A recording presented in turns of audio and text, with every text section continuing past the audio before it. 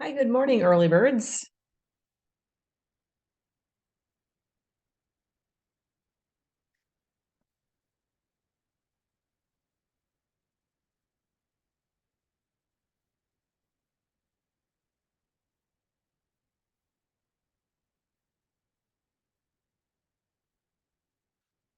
This is Amy Song. I'm the lead organizer. I'm kind of running tech for Natalie and then for Laura this morning.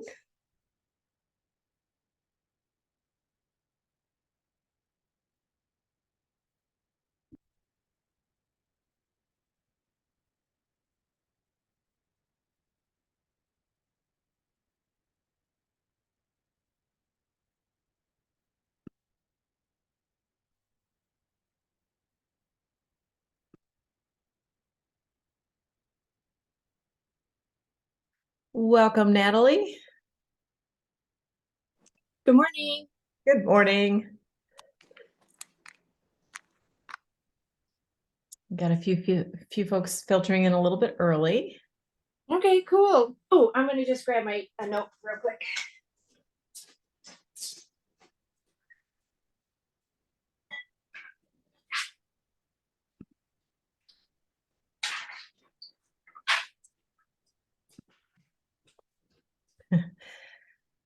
Good morning, welcome. It looks like Debs are leading the charge here. Love that.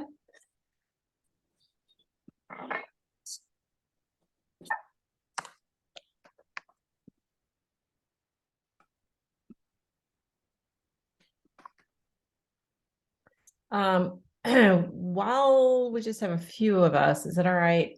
I think I would like to try sharing my screen for my presentation real quick and then stopping, if that's okay. Yes. All right.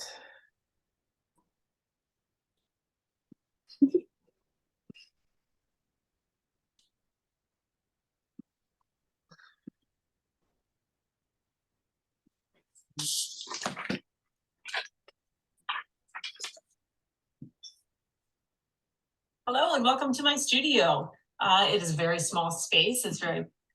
Can you hear that and can you see it? Yeah, totally. Awesome. I'm going to stop share and then I'm going to make you host.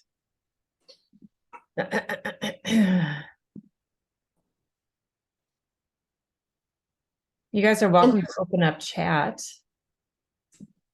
And Amy, as people come in as the host, do I need to let them in or they could just get in? Oh, that's a good question.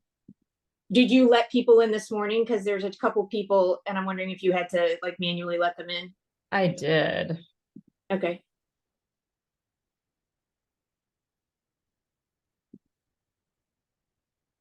Isn't there a co-host? But I don't see that as an option. I shall Google it really quick. Okay. We swear we did a dry run for all of the participants and for all of the hosts for the next few days. That is a good question.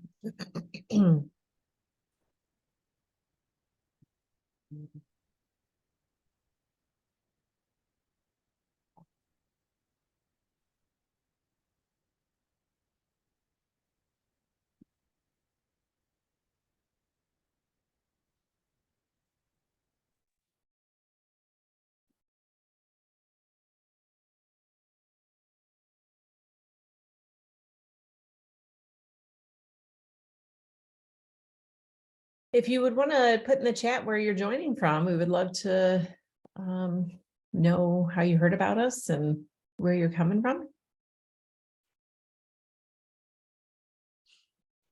All right, meeting.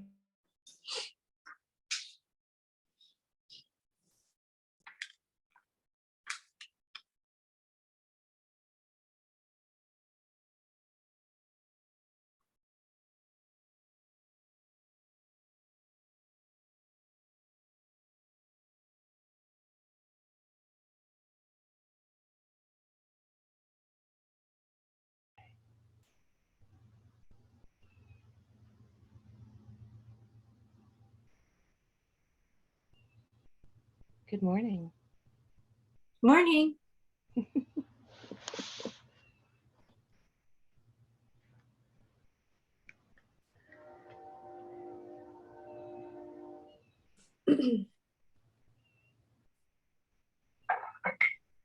Oh, Amy, you're muted. Can't hear anybody. You want to borrow my headset? I got it. There we go. Yeah, I'm running tech for everybody, and we're like already have a question about having a co-host.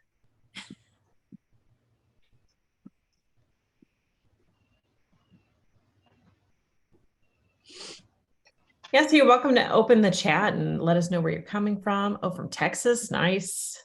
Oh, wow.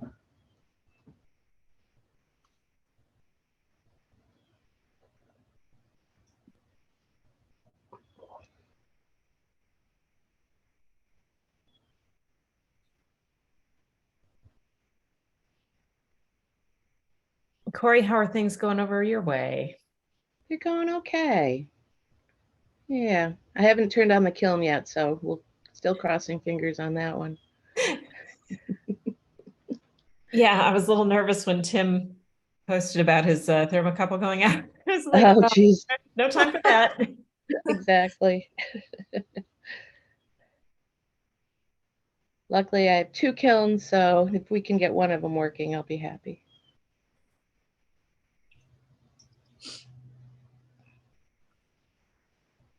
All right. Deborah Evans Page from my email list. That's super, super cool to hear.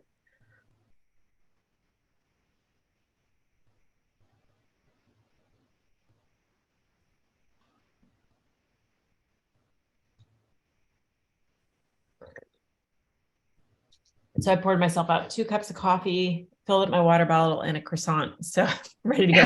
Good for Hours. you. I grabbed a coffee. Yeah.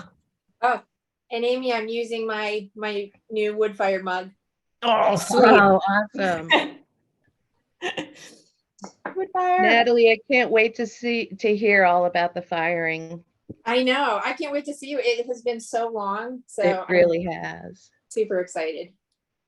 Let's see, I'll put my video on so you can see me. Yeah, I was gonna say I kind of want to see your face. There you go.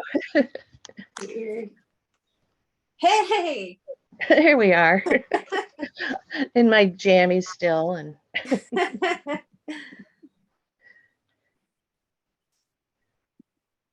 I'm very excited for this.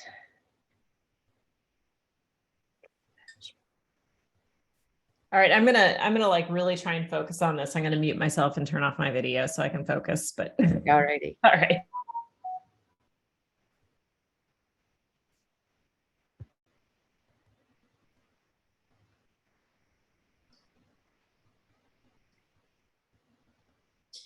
Scory, what's going on with your kilns? They need coils, I'm quite sure. One of them the relay's stuck on, and I have the relays. I'm just nervous about putting them in. Yeah. But yeah, where do we get coils these days? What kind of kiln do you have?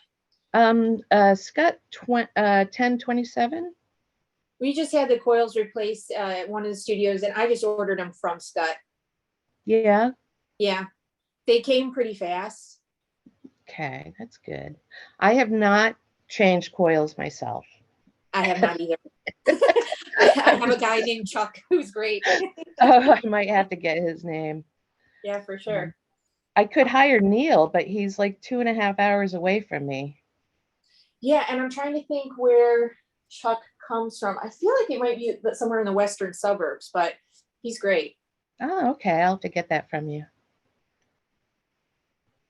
Yeah, I kind of thought, do I want to try to do that myself? Yeah, right. I'm pretty smart, but yeah, it's intimidating. It is. I always think like I'm just gonna watch a YouTube video and go for it, and then I chicken out and call Chuck. Exactly.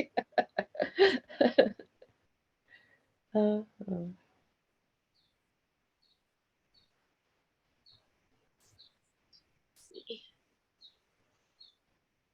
All right, we're 10:03.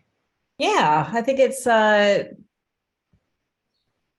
it's good to go ahead and start going. We're a little concerned about running the waiting room at the same time. So I'm going to continue to try and figure out. If you want to stay as host, Amy, and you just let me know if there's anything you want me to do, you can interrupt me at any point. Okay.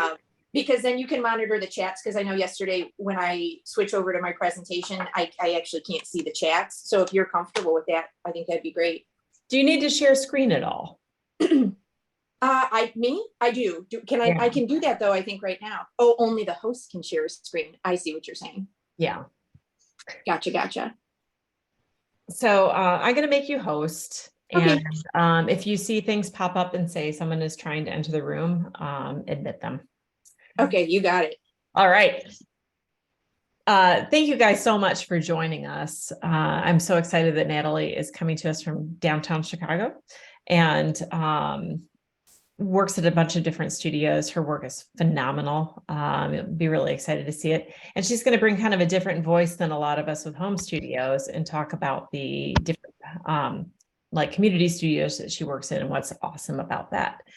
So thank you so much for putting this on, and you are going to be the host now.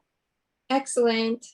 Okay, so I'm really excited to show you guys this. I'm going to just share my screen.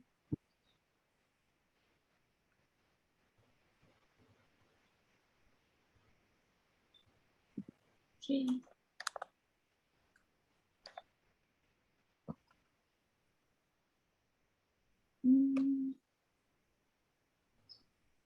All right, can you guys see my screen? Yes. Okay, great, thank you. So, and I would say, because I'm using an iPad, so feel free to unmute yourself if you have a question. I was going to do questions at the end, but if there's something that you really have a question about right now, just unmute yourself and ask, because I can't see my Zoom when I'm doing this, and so I can't tell if you're raising your hand. Okay, so this is just a little bit about me. Like Amy was saying, my situation is a little bit different than a lot of the artists on this tour that have home studios. I do not have a home studio because I have a nice little apartment. But I have been running studios for about the last 15 years and teaching for about 18 years. And so I have always used the studios that I work at to make work. With that said, I don't encourage people who want to be professional potters to go find some studio to make all their work out of.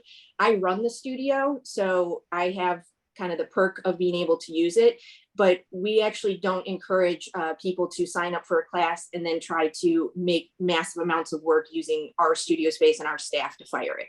So it's just want to get that out there. But I'm going to show you 3 studios today. I put up there how long I've been at each one. And each one of these studios, I've had a hand in kind of designing the space. Narware Workshop is owned by a friend of mine. It's in Pilsen. And she had never owned a ceramic studio before. So she invited me out for coffee, and she kind of picked my brain, and I took her up to my studio and showed her what I thought worked and didn't work about studios, because I've been in a lot of different ones, and I feel like I've kind of been able to pick up the best things from each studio I've ever been at. The Highland Park Art Center was actually one of the first studios I ran, and that when they were going to close the program, and then they let me come in and kind of let me do whatever I want. So I designed a lot of that space, and I love it. And then Glencoe, I've been at for 11 years. And this studio, I really just, this is my baby. I'm going to show you guys a lot about that one, because this was basically an empty room when I first got there. So let's see here. Okay, so every artist is different, and a lot of the potters on this tour, I think, are just full-time studio potters. I'm a little different. My full-time job is actually teaching and managing the studio in Glencoe, and then I teach at the other 2 studios as well. I've designed a lot of different spaces and helped people set up home studios. And then of course I do sell my artwork. So today I'm going to show you my studio must-haves that I think everybody should have in a community studio. And personally, I'd actually have them in my own private studio as well. And then some of my favorite features of each of these different studios. And whenever you have a community studio, you have a ton of people using it. So of course, organization and cleaning are huge. That's kind of what I'm going to talk about. Okay, so the first studio I'm going to show you is Narware. This one's in Pilsen. they're really quite big. They've got 180 students right now. It's all adults, although they have had kids classes in the past, and they do studio rentals as well. So you can rent a shelf space if you don't want to take a class. And they do have some like private studios in the basement that would be for somebody who wants to kind of have their own like ceramics business. You could rent your own space from them. And they fired a cone 6. I'm just putting that in there for anybody who's interested. So this is Narware. And they have 2 huge rooms in here that the pictures don't do it justice. But this is the first room you come into. It's their hand building space. And it has kind of laminate tables, which are great actually when you're glazing. And then they have wear boards that they put down on the tables when you're hand building. This is a second room with their wheels. And what's nice about having these 2 spaces is they can actually have 2 classes going on at the same time, hand building and wheel throwing. And you can see this space is actually really huge. This is the view just from the other side, super cute. Okay, this is one of my favorite things about Narware. It's kind of silly, but it's the power strip down the center of the wheels. I love this. Any community studio that I've been at always has to deal with the cords of the wheels, the people tripping on them, you know, how do you plug them in, where the walls and the outlets and stuff. And I don't know if this came with the space or they did it, but I absolutely love it. You never trip on a cord. They did put the little red tape down, but if I could ever have this in my own studio, I totally would. Natalie, 1 second. I think I was able to change the settings. Can you Yeah, see if you can make me co-host? you got it. Have you been able to add in more people? So I'm not showing any. Oh, here we go. You got it. Waiting room. Admit all. Okay. And let me just, Amy. I don't know because I'm going to make you the host, Amy. And then you see if you want to see if you can do co-host. sounds good. I don't know that we'll save it.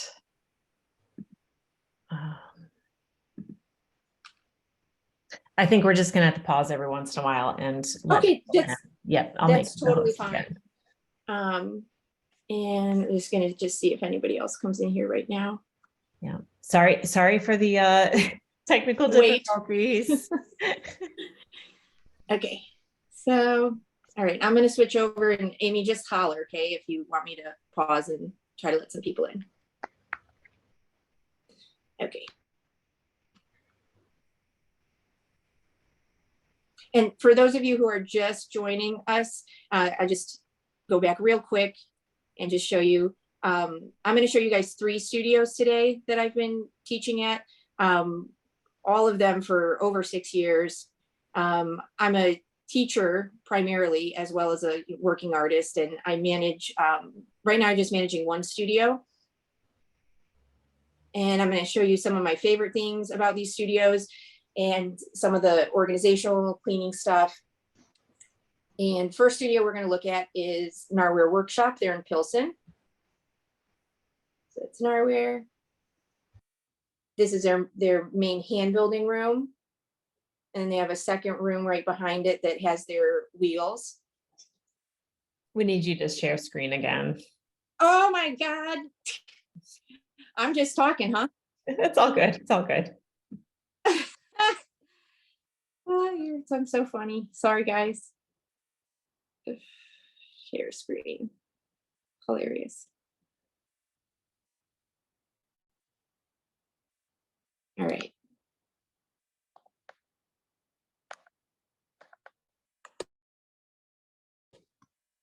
All right, let's try this again. All right. We'll start here. We're at Narware Workshop. We'll skip this. There's Narware. Hand building room. Wheel throwing room. Other view of a hand building or wheel throwing room. Okay, this power strip is what I was talking about. Absolutely love it.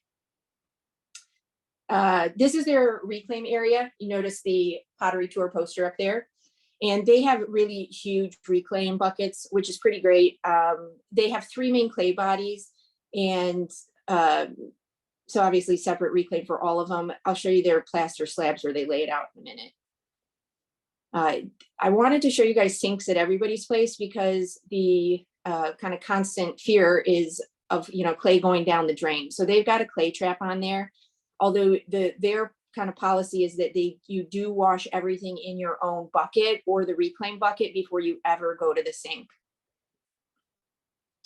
Okay, so this is super cool. This is they have kind of like a fan station to dry work, and then a excuse me, multi-level reclaim station. So they're plaster slabs that are on casters and they roll out so they can do 3 levels of reclaim at once. It's awesome for saving space because, you know, they basically have gone vertically here. One of the teachers built this and I just think it's so cool. So for their reclaim, they store it in these bins. I also love this. They're on casters again, and each different clay body has its own bin. I just think it's great storage to kind of tuck it away. The casters make it easy to access, and it's really sorted nicely. Okay, this is their greenware area. You can see the kilns behind it. Okay, so the kilns are on the right. They actually have 3 scuts. And then on the left is just their glaze area. One of the things that I actually adopted from them is a little timeout zone. And so on the first picture, bottom right-hand corner, there's a little glazed timeout sign. And basically this is just a place to put things when something seems a little questionable. Maybe the bottom isn't wiped off or glaze has chipped or something's flaking. And it allows the artist to fix the piece before it goes in the kiln. And then, you know, it's kind of permanent, whatever the problem was with it. So we actually started doing that in Glencoe as well. It's been great. This is their glaze area, and their textile boards are done a little bit differently than the ones that I normally design, but they serve the same purpose and have the same information. You have they have 15 glazes. You just can't see them all here, and then they have the glazes on all 3 different clay bodies, so that you can see, because the color really does change. Okay. This is kind of their bisque and glaze pickup area. So they use like a chalk system, which I thought was cool, because sometimes, you know, you've got all this bisque sitting around. How do you know how long it's been there? So they mark the bottoms of the pieces when they come out of the kiln with colored chalk.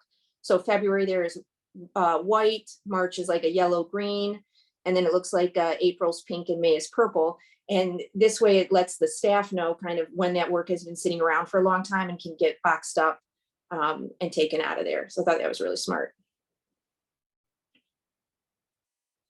Okay, this is the back of the building, and this is just such a great feature. If I could have my own studio and I could have an outdoor space, I totally would. They actually do slip casting and mold making here. And then they've been able to do raku. So it's great to be able to do all the plaster outside, so it's not in the studio. And then of course, raku is awesome to be able to do in the city. I don't know of any other studio in Chicago, I think, that's doing raku. So I just love this. And I'm thinking that maybe, Amy, this is a good time for me to pause and just check the waiting room. I agree. Okay. Good idea. The design features of that studio are fantastic. Right? It's pretty cool. And it has a wonderful energy. I wish I could like somehow share that with you guys. It just has a wonderful energy. Okay, I'm not seeing anybody else, so Okay. we'll go John, back. John is asking the age of the students there. So they're all adults, and we have, I mean, anybody over 18, basically. Each studio that I teach at is in a slightly different area, so you kind of have a different demographic. There's a lot of, I'd say, younger adults there, a lot of artists who use different mediums, but, you know, ceramic artists, a lot of people with an arts background, should I say. And it just has a great energy. They did kids classes in the past, and right now they just, I think, don't have any. Okay, so second studio is the Art Center in Highland Park. And this is the studio I've been at the longest. It's the first studio I kind of ever ran. We have about 100 students there right now. Currently, Anna Spencer's running it. They do kids classes, teen classes, adult classes, and they only do cone 10 reduction. They've got a gas kiln. So the space is just a little bit smaller. They have this separate glaze room, but just one room for for the main studio. And they've got their wheels around these center tables here. You can see really similar shelving. This type of shelving is really useful. It's actually kind of like I'd call it modular. These shelves are not attached. So the shelves can come out and you can create different heights throughout the room, depending on whatever you need. I use this in Glencoe as well, so that if I want to rearrange the room over time, I just pop out a couple shelves. I've got a taller area or smaller area. And then the shelves in here, I'll show you just from this is the other view here too. Most of them are the same size. But actually in Glencoe, when we get there, I'll show you, mine are all exactly the same size so that no one can claim somebody else has a bigger shelf.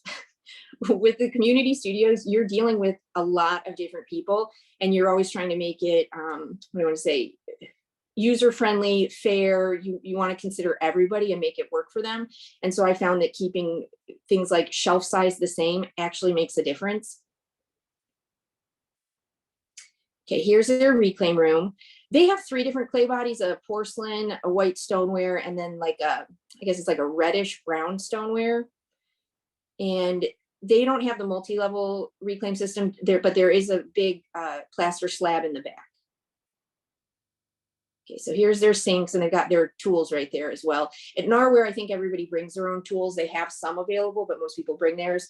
Here, they provide all the tools for you. And they have, you can see their clay trap systems as well on the sink. And those are on every single sink they have in the studio.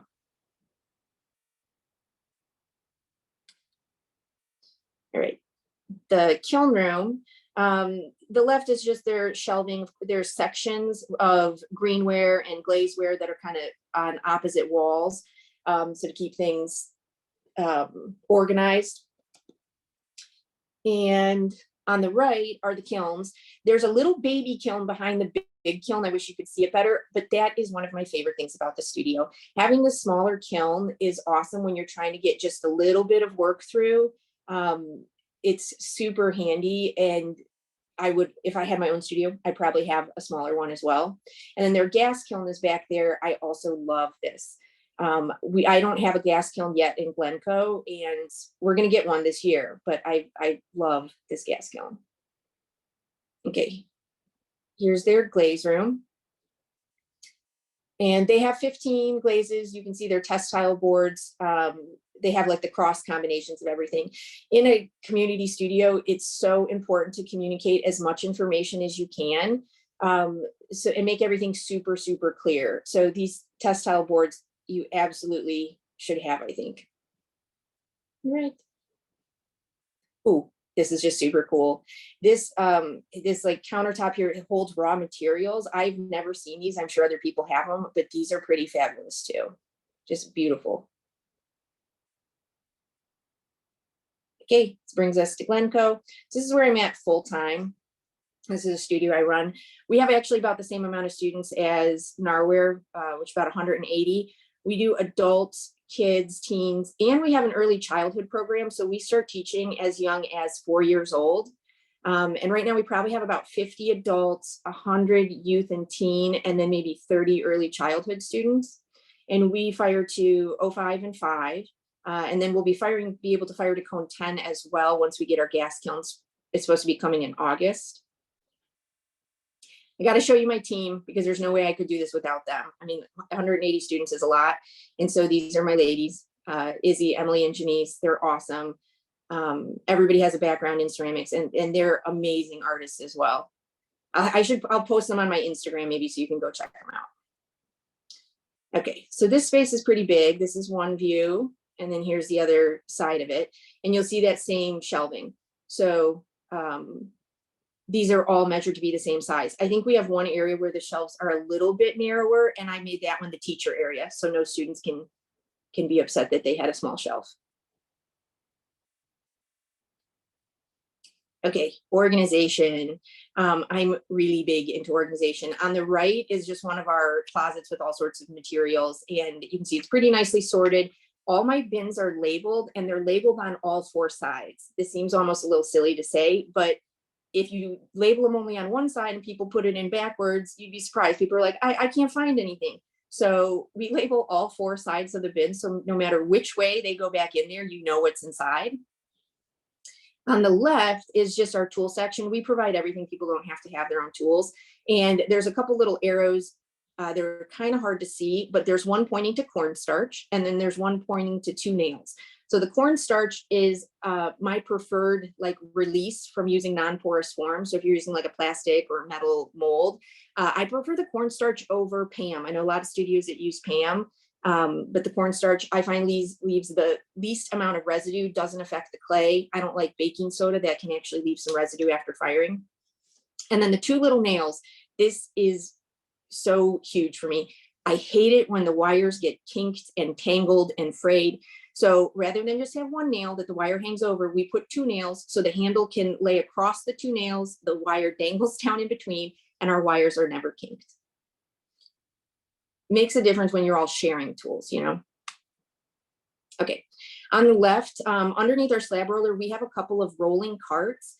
These keep all of our stamps and our cookie cutters sorted. So our program has gotten so big that we actually use our glaze room as a second classroom a lot of times. And these carts are great because we can just wheel all the stamps or the cookie cutters across the hall, and we're not carrying everything. The drawers do come out, so if you wanted to just bring part of it, you could. And then they tuck nicely under our slab roller because, of course, we're always tight on space. So those things have been really great. On the right are a bunch of actually bisque molds. If anybody's going to run a group studio, I would encourage you to get some of these bisque molds. They're actually paint your own pottery forms. And you can get them. I use bisque imports. But what's great about these is you can get like sets of plates, sets of bowls that are all the same sizes. So that again, like if I'm doing a kids class, nobody can fight that they got a different mold than somebody else. I have enough of everything so everybody can have the same size plate if they want. And then I have made some because you can't always find the exact shape you want. So some of those are handmade, but the bisque forms from like Paint Your Own Pottery are really awesome. And I started using those because I actually used to work at a place that had Paint Your Own Pottery. And so I realized how useful those are. Okay. This is a great. Would you Yeah. be open to just checking the waiting room again? Yeah, absolutely. Thank you, Amy. Yeah, and then Jason Eiler would like you to come organize his workspace. I would be happy to. I love organization. Yeah. Okay, I'm not seeing anybody here else trying to get in. Let's see. Up at more, there's nothing in. There's like Oh, 9. let's see what we have. Oh, chats. Okay. Oh. Yeah, I'm keeping an eye on the chat. I think you are okay. Yes. Thank you.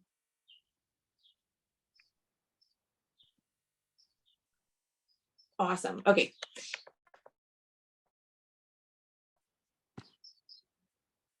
All right. Sorry for the interruption. No, anybody, you guys can stop me at any point. Okay. This is kind of cool. So we have a ton of kids classes. It's actually our most popular age group. And we also have 2 studio assistants right now. They're both high schoolers. They've been my students since one of them since she was in kindergarten, and she's now like a sophomore in high school. And they're awesome. They come in on the weekends when teachers aren't there, and they'll load and unload kilns, do our reclaim, whatever we need. But they don't know all the students. And with 100 kids pieces coming in and out of the kilns every week, there's a lot of work to put away. We don't have a bisque area where when we unload the kilns, everything just sits. We actually deliver the bisque to everybody's shelf. So even our adults, we go put it on their shelf. And what's great about this is we never have a bisque buildup. There's never any of this work sitting around of whose is this? Why is it still here? I don't have to toss out bisque because it goes right to the owner. And for the kids, we use a little symbol system. So you'll see there on Monday, Monday is a triangle and Tuesday is a square. So for these classes, we write the kid's name on the bottom and then their symbol. And so who's ever unloading the kiln can just flip over the piece, see that it's from the triangle class, and put it on that shelf. And then the teacher can give it to the appropriate kid. But this way, you don't even have to know who any of the students are. You just sort by symbol. Okay, these are just my 2 carts. I love these. We only had 1 cart for a long time. I just got a second one, and I have no idea what took me so long. These are fabulous as extra storage to move large amounts of stuff around. I think even if I had a personal studio with nobody else, I'd have a cart. Okay, this is our reclaim room. And I'm going to tell you a bunch about our cleaning process. So we have, oh my God, probably 7 different types of clay. I like having options. So we have 2 low fire and then I think 5 mid-range clay bodies. And so we have the different buckets for each different clay body. You can see our reclaim laid out on the right. We have 2 plaster tables, and our adults do mostly reclaim their own. So we keep 1 table available for our adult students at all times. So they're never waiting on a table from us. And then we get a table on the right. So we're never waiting on students. And this is, this is part of our cleaning system here. So on the left, you see a nice old pipe that is clogged. It's probably about a year or 2 ago, after we came back from the lockdown, COVID lockdown, our drains were backing up. And so turns out our pipes were filled with clay, and we have traps on them. It's not like we didn't have traps. We had Glecko traps on them. We changed them all the time, but there was still enough, particles going down the drain that it clogged up the pipes. And so they had to jackhammer up the floor, put in a much larger clay trap, and it was a big ordeal. So when they were doing that, we could not actually use the sinks. And so we adopted this rinse bucket system, which is on the right. Basically, everybody had to rinse in a rinse bucket and not use the sinks at the time. But we ended up just keeping the rinse bucket system. So now everybody pre-rinses in our rinse buckets. And then when they take it to the sink, they can give it a little final wash, but there should be 0 clay on it. They're basically washing off dirty water. Because there's still a couple of fine particles in there, but no clay ever goes down our drains. And in the left picture below is all the sludge that would have gone down the drains. So the rinse buckets, we change nightly every single day so they don't get like nasty and stinky. We store them in buckets under the sink there. Here's our sinks again. So all those buckets right under the sink are sludge buckets, and we dump all the rinse bucket water into there. Overnight it settles. We can siphon off the very, very clean water down the drain, and then we collect the sludge. And so in that left picture at the bottom, that is sludge from just 3 months of classes. So you can see we are saving the drains. And then we let the sludge just dry out. We normally will put the buckets in the kiln room, and once it gets kind of solid, we'll throw it out. Oh yeah, there's my little buckets. Okay, on the left is just our clay test tile board. This is nice because we have so many options. People are always trying to decide what they want, and I can show them just what the clay body looks on its own. And then the left side of each pot is clear glaze. Those little test pots have texture on the top and then a smooth bottom. So you can also see kind of how it looks with a little bit of texture on it. On the right are these posters that I love. You can get them online. I think they're from Ceramics Monthly. And they basically are just different shaped pots, like a variety of cups and mugs. And then there's one in the bottom right corner that is weights and sizes for standard dinnerware pieces. And this is so helpful when you're teaching, and even for my own. Like when I go to make a set of plates, I'm kind of always like, oh, how much clay do I need for a dinner plate again? What's the standard measurement? And it has it all listed out. These are fabulous. I actually printed and laminated them and brought some to Narware as well because they're so awesome. Natalie, there's a question about worry. Are there worries of having both low fire and high fire clays in the studio, like mistakes? Yes, I totally understand the concern. We don't actually. So I was going to show you here. This is good. This is our clay closet. And because we have low fire and high fire, there's always the fear of contamination, right? We keep the low fire on the left in the closet and the high fire on the right. The staff is the only one that gets clay from the closet, so obviously we're not going to get confused. The kids all use low fire, so they don't have the option of using like mid-range cone 6. And then the adults get to choose. But we explain in the beginning the difference, between the two, and that they can't get contaminated. So we honestly have really never had a problem. I'm not going to say nobody ever put a piece of clay in the wrong bucket, but we've never had like confusion of what's going on or anything like that. And then since our low fire is on the left in the closet and high fire is on the right, back in our sink room, our low fire recycling is on the left and our high fire recycling is on the right. For a while, I did let adults get to grab their own bag of clay out of the clay closet. And so in the studio, I try to do things where people are, what I want to say, using the same kind of movements and get trained. So if you're using low fire, you're always getting things from the left side. If you're using high fire, you're always getting things from the right side. So I feel like as people, we just get kind of trained to do the same thing. And so like the kids have never put clay on the right side of the room. They only put it on the left side. So, and then I do color coat things a lot too. You'll see that in my kiln room. Okay, let me go back here. Clay closet. Oh, and then on the door, we just have signs of all the different clay bodies, you know, the temperature they get fired to, and then the shrinkage rates. One of the big things in this teaching studio with all these people is we have class and then we have some open studio. And during the open studio time, students are really not supposed to ask me a whole bunch of questions because otherwise I don't get my work done. So I try to leave out as much information as I can so that people can go get their own information and are not interrupting me or the other teachers. Okay, so parts of our kiln room here. On the left is our like mid-range glaze shelf and then our greenware shelves. And it's a little bit hard to see, but our greenware is labeled with green tape. It also says greenware. And then our glaze shelf is labeled with a different color tape, blue tape, and says, you know, cone 6 glazeware. And then our low fire is actually labeled with a different color. So again, you have that visual. You don't necessarily even need to read. And then people kind of get trained to go in the right direction. But that color coding system is pretty helpful. We used to have slip for all the classes, and I used to have the slip in containers with the same colored lids. So if high fire was, you know, blue, then the lids on those containers were blue. And if the tape for the low fire was red, then the lids on the container were red. On the right is just our Dremel station. We've got our safety goggles in there. Here are our 2 scuts. Because we have so many kids, we do keep a safety gate up. I think this is super smart. I've never been at a studio that has one of these because it seems so obvious not to touch a hot kiln. But I really don't want to see what happens if we don't have a safety gate. And so anytime the kilns are running, we put that up. When the kilns are off, it's down. Okay, so this brings us into our glaze room. And so this doubles as like a regular kind of clay classroom. Every day after school, we have 2 kids classes going on at the same time.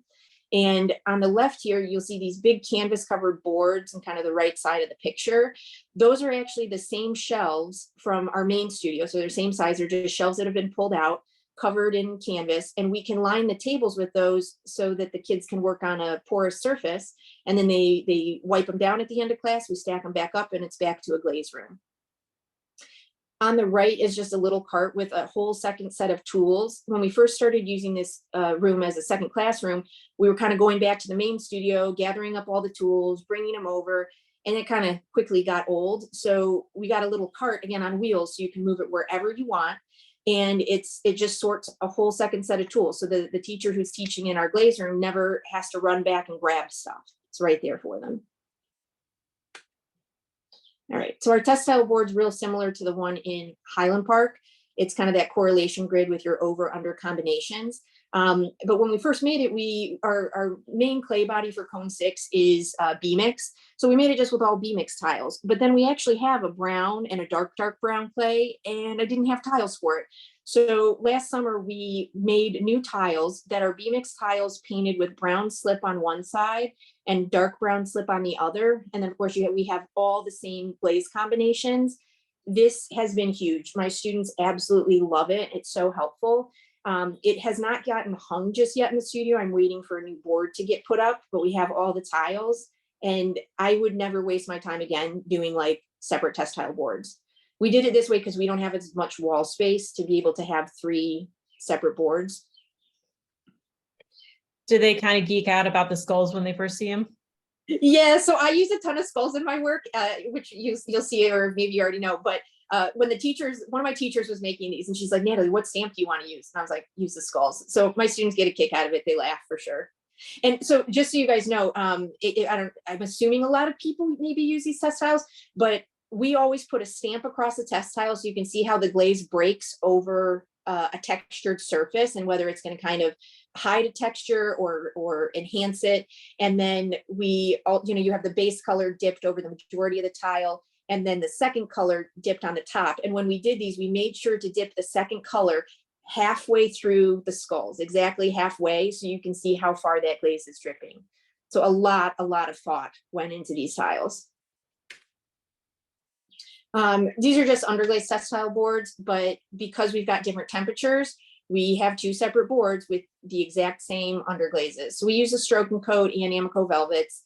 And you'll notice that the tiles are in the exact same order on both boards. Again, this is to minimize confusion, help people find things, not have to search so hard.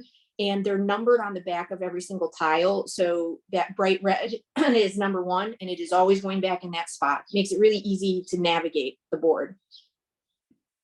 When we get our gas kiln and we're firing to cone 10, we'll have another board with the underglazes at cone 10. Okay. This is kind of a thing for staff, but this is what helps us keep super clean.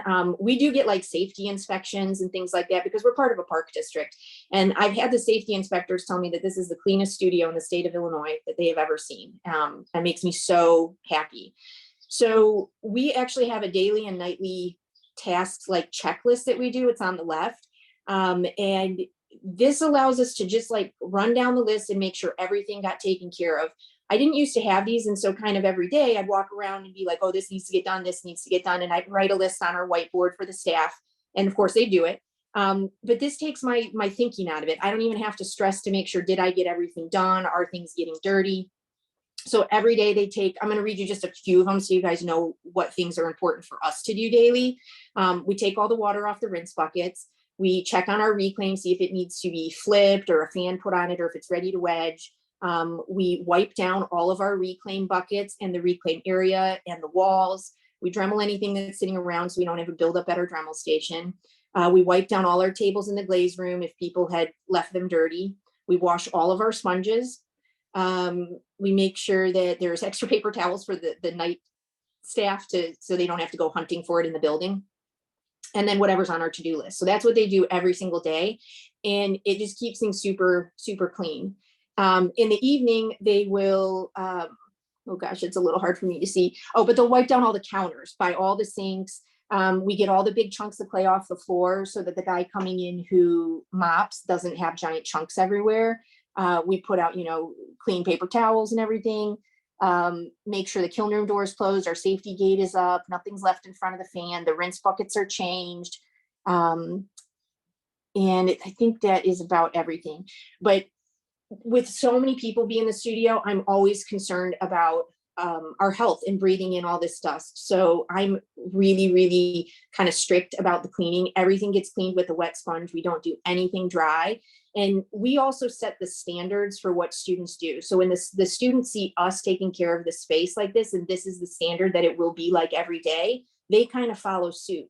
If we don't do this and we never wipe down our reclaim station and we never wipe down the counters, then the students think, oh, that's the way a ceramic studio is, it's just dirty. So I really try to make sure that myself and the staff are always cleaning everything. Like I never leave my wheel dirty. I never leave a table dirty, tools or anything like that.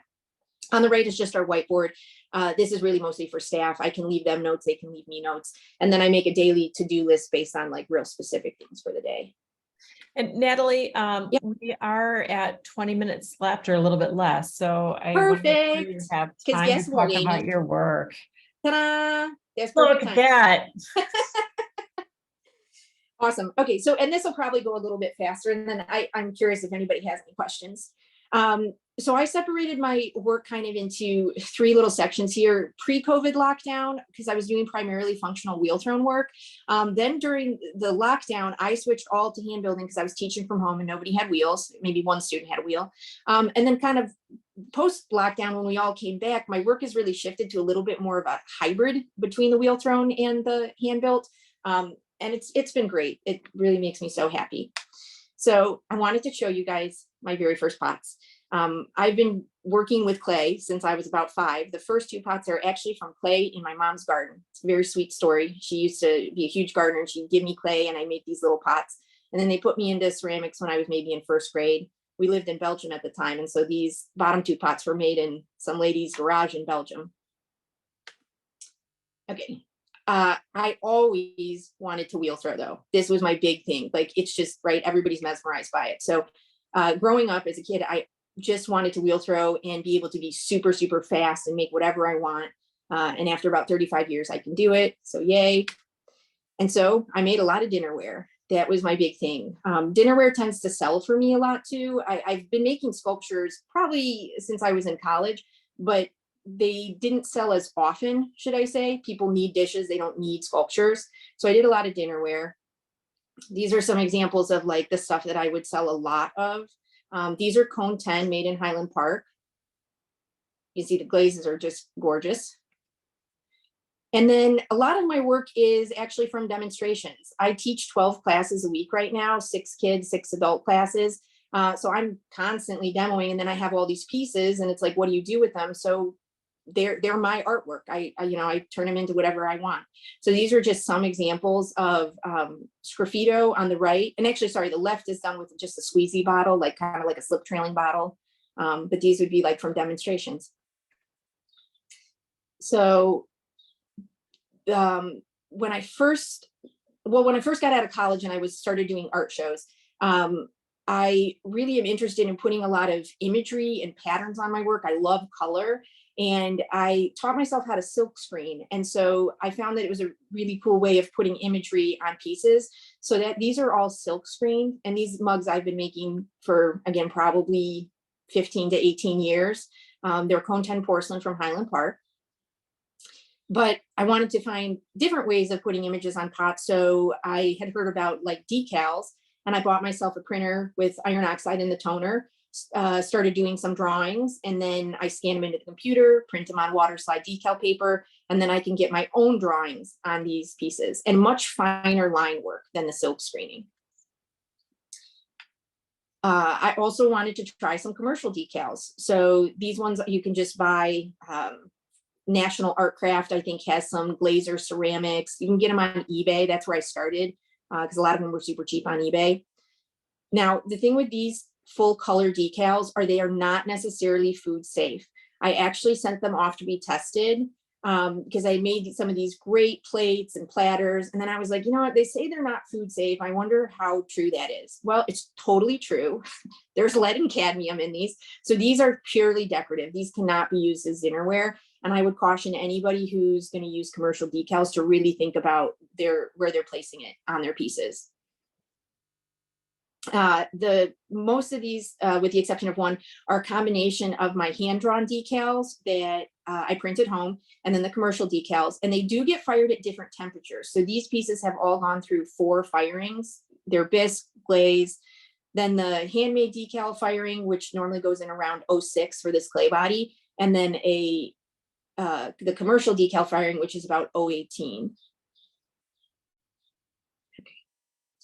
Here are just some, again, 3 different types of decals on 3 different clay bodies. The top is a low fire earthenware with my homemade decals.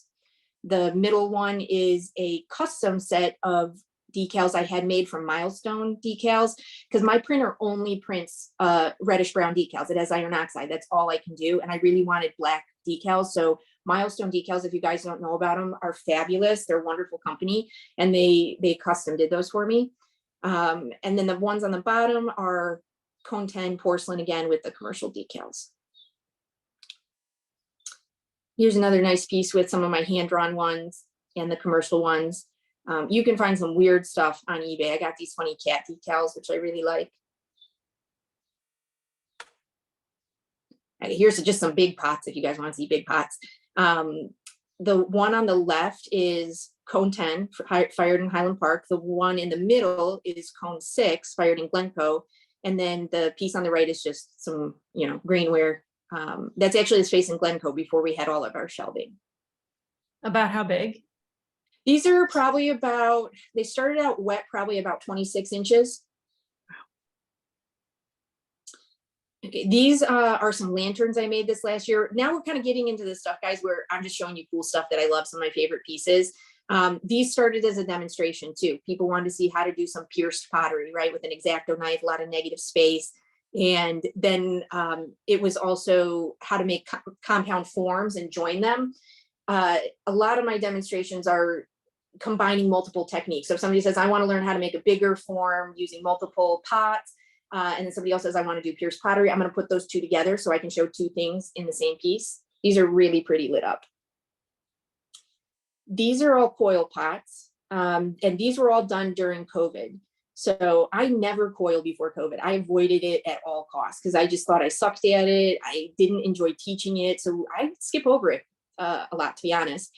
And then when we were hand building, I only have pinching, coils, and slabs. And coils actually has become my favorite way of hand building now.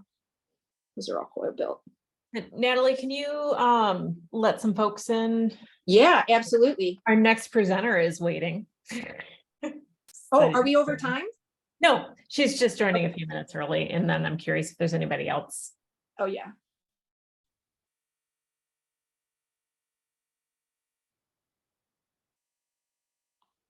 Oh, I see Laura.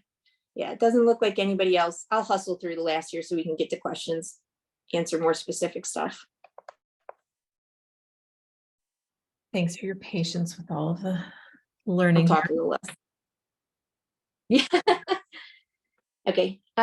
Funny monsters. Of course, I teach kids, and so we make goofy stuff all the time. I try to get my adults to loosen up a little too and make some fun stuff. Doesn't all have to be, you know, the most gorgeous dinnerware you've ever made. These pieces were both from class demonstrations, and they were actually in a strictly functional this past year, so I really love them. I'm just going to point out, during COVID, when we were working from home, my people only had access to underglaze because they couldn't come into the studio to use dipping glazes. So I wanted to only use the materials that they were using so I could show them you could still make some super cool pots and didn't have to have dipping glazes, for example. So these are all done with speedball and stroke and coat. Monsters. This one's done during COVID. This is from an adult class. These are pinched and coiled. Here's one of my recent monster sculptures. On the left is how it started for my demonstration. It was how to create negative space with your coil building. And then you see what happened on the right. More monsters. These are also coil and pinch demos. So sometimes from different classes, but I'll take the multiple parts, put them together. This guy's brand new, just came out last week, the week before. He's coiled and pinched. This was a pinch pot demonstration from one of my kindergarten through second classes. This was, I think, coil demonstration from one of my kids' classes as well. This is a hand-built piece showing my adults how to still make some real nice symmetrical forms using 2 bowl molds and like a PVC pipe or a dowel rod to make a little neck. And then, of course, I had to put a bunny head on it. This one's from a demo using sodium silicate. I still make functional dinnerware, just to let you guys know. I haven't totally moved away from it. Just a huge platter with the hand-drawn decals. It's a low-fire earthenware. These are some real recent demo pieces, little hugging pots on the left, some pedestal bowls on the right. This is like a layered underglaze technique with sgraffito and hand painted in stuff. This was really to demonstrate a surface treatment as well as some slab jars and the use of wire. This is was how to throw a really big rimmed bowl, and I put the decals just on the rim so it's food safe. People can put food in the middle. This one's on the poster. It's from the same big rim demo. Okay, now we're down to questions. And I'm going to switch back over here. And I see somebody waiting. I put in the chat your website where there are some things to purchase, and also Instagram is at Windy City Ceramics. Cool, thank you. And let me see, can people just unmute themselves to ask me questions? Because I can try to go to the chats as well. Yeah, please feel free to turn your video on and ask some questions.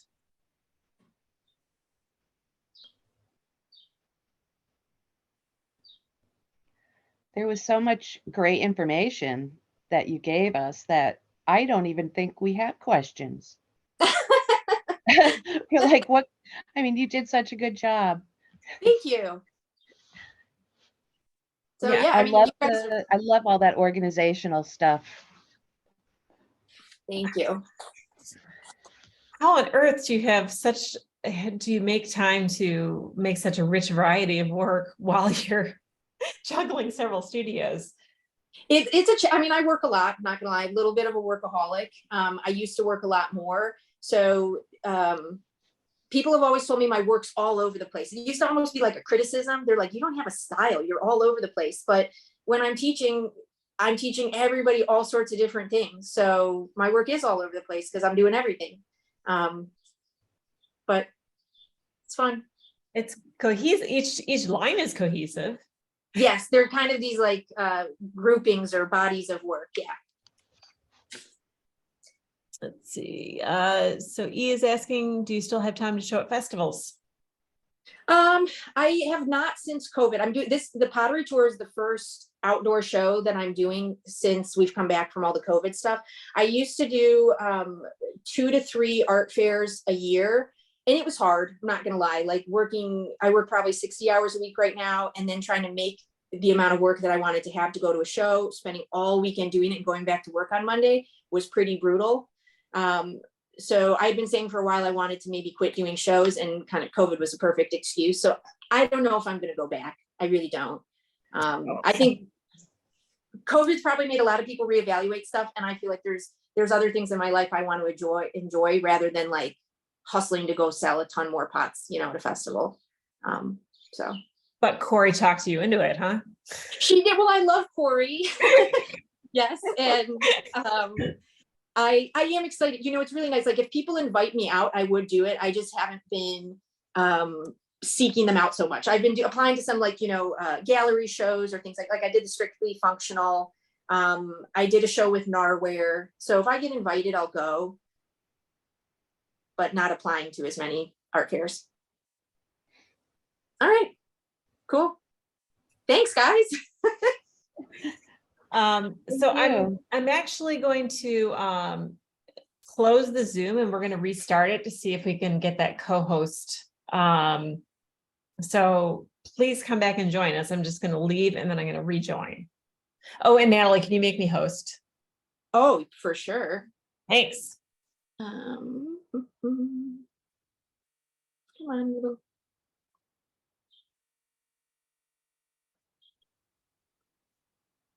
All right. Thank you guys so much for coming. Super fun to share everything with you.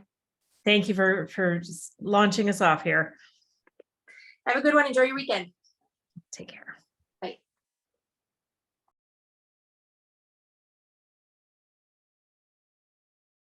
All right.